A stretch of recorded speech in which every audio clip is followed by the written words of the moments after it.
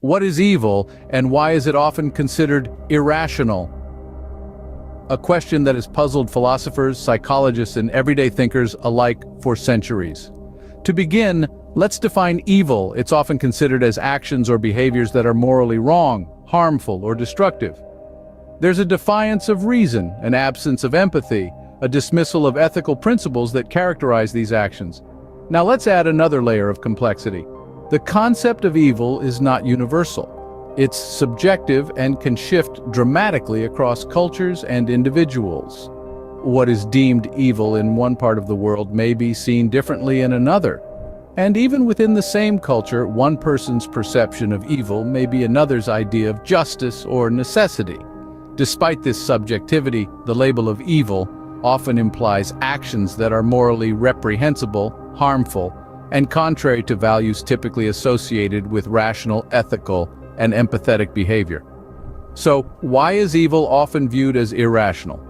To understand this, we must first appreciate the multifaceted nature of rationality. Rationality isn't just about logic or reason, it's about empathy, long-term thinking, aligning with societal values, adhering to moral and ethical principles, and acting in one's self-interest. Evil actions often lack empathy, causing harm to others without understanding or caring about the pain inflicted. They prioritize short-term gains or personal interests, ignoring long-term consequences or the greater good. They contradict societal values, undermining the very principles that foster human well-being. They disregard moral and ethical principles that are often grounded in reason and the recognition of the value of human life. Moreover, evil actions can even be detrimental to the individual committing them. For instance, criminal behavior can lead to incarceration, which goes against one's self-interest. This is a clear example of irrationality, choosing actions that ultimately harm oneself.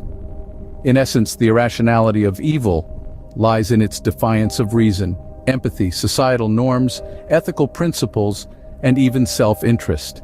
It's a complex, multifaceted phenomenon that warrants deep exploration. So, let's delve deeper into why evil acts can be seen as irrational. First, let's consider how a lack of empathy contributes to the irrationality of evil. One might think that understanding another's emotions and experiences would be a basic human instinct, but sadly, this isn't always the case. In fact, a lack of empathy often plays a significant role in the perpetration of evil acts. Consider the case of a school bully. They may relentlessly torment their peers, seemingly oblivious to the pain they're causing. This isn't just a childhood phase, it's a stark example of a lack of empathy. The bully's actions are harmful, causing distress and pain, yet they continue without remorse or understanding. This disconnect from the emotional experiences of others is a key factor in the irrationality of evil. Then there's the corporate profiteer who, in pursuit of wealth, exploits workers without a second thought for their well-being. This is a chilling display of the lack of empathy. The profiteer's actions may bring them temporary monetary gain, but at what cost? The human cost of their actions is immense, yet they remain indifferent to the suffering they cause. Or consider the case of a political leader who, in a quest for power, oppresses their citizens, indifferent to the hardship they inflict. This leader's lack of empathy is glaringly evident in their willingness to cause harm for personal gain. In each of these cases, the individual's actions are not only harmful, but also irrational. They fail to consider the well-being of others, a basic principle of rational thought and ethical behavior. Instead, they act in ways that cause harm, with little to no understanding of the pain they inflict. This lack of empathy, this failure to understand and share the feelings of others, is a significant contributor to the irrationality of evil. It's a departure from the rational consideration of others' well-being, leading to actions that are not only harmful but also fundamentally irrational. As we can see, a lack of empathy can lead to irrational, harmful actions. Scene script. Next, we'll examine how short-term thinking can lead to irrational evil acts. Let's take a glimpse into history. The infamous Ponzi scheme is a striking example of short-term thinking. Charles Ponzi prioritized his immediate financial gain over the long-term consequences of his actions. His scheme promised high returns with little risk to investors. but in reality he was paying previous investors using the funds from new ones. This unsustainable cycle eventually collapsed, leading to financial ruin for many and a prison sentence for Ponzi himself. Moving to another part of the globe, the illegal ivory trade in Africa demonstrates the same pattern.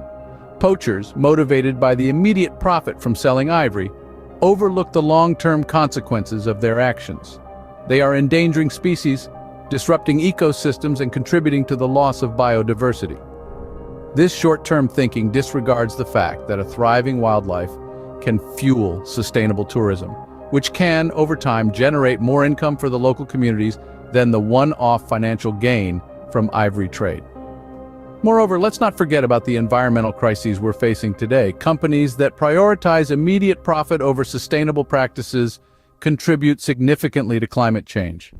They opt for cheaper but environmentally harmful processes, disregarding the long-term environmental and societal impact. They gain in the short term, but at the expense of our planet's health and future generations. Another example that hits closer to home is the use of addictive substances. Individuals may use drugs or alcohol for immediate relief or pleasure, ignoring the long-term health risks and potential for addiction. This short-term thinking leads to long-term harm, not just for the individual, but for their loved ones and society as a whole. In each of these cases, the individuals or groups prioritized immediate gains, not considering the far-reaching impacts of their actions.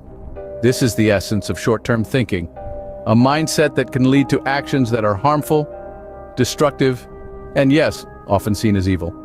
Short-term thinking, as we've seen, can lead to irrational decisions that result in harm and destruction. Now let's look at how evil actions can contradict societal values, making them seem irrational.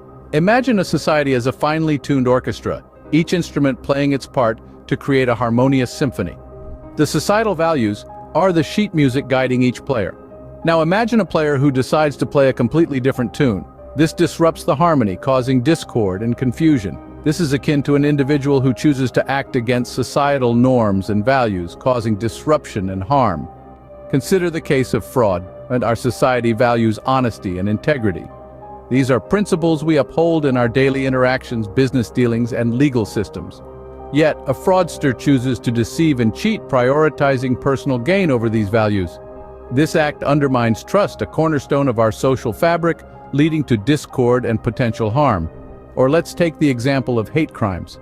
Our society promotes values of equality, respect, and acceptance.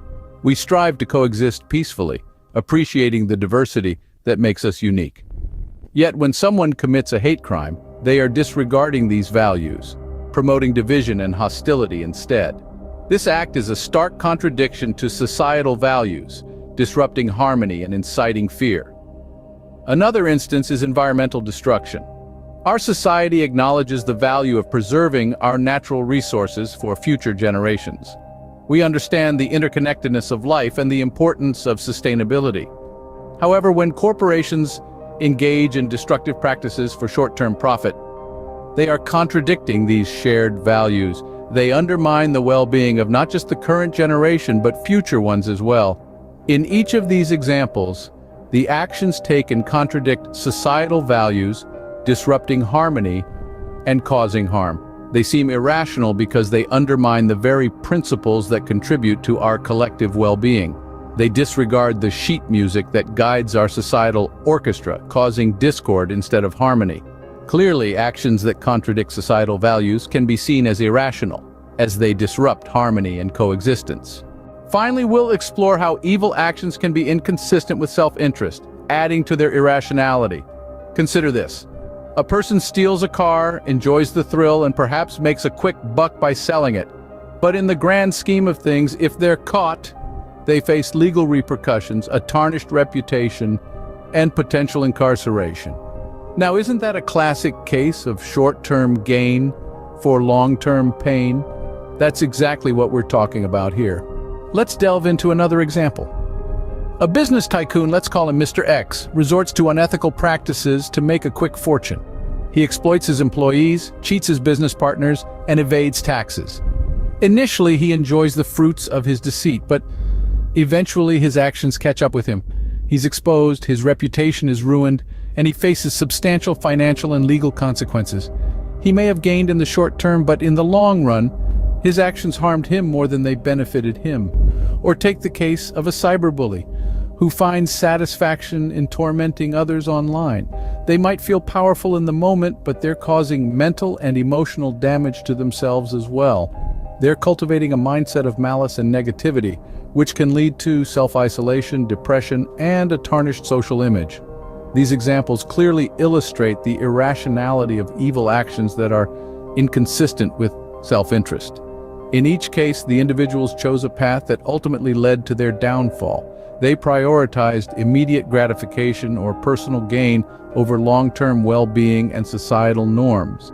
But why? Why would someone act in a way that's self-destructive in the long run? It's because these actions are often driven by impulses, greed, or a misguided sense of power and control.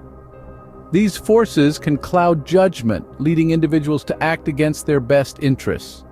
As these examples show, evil actions can be irrational when they harm not just others, but the individual committing them.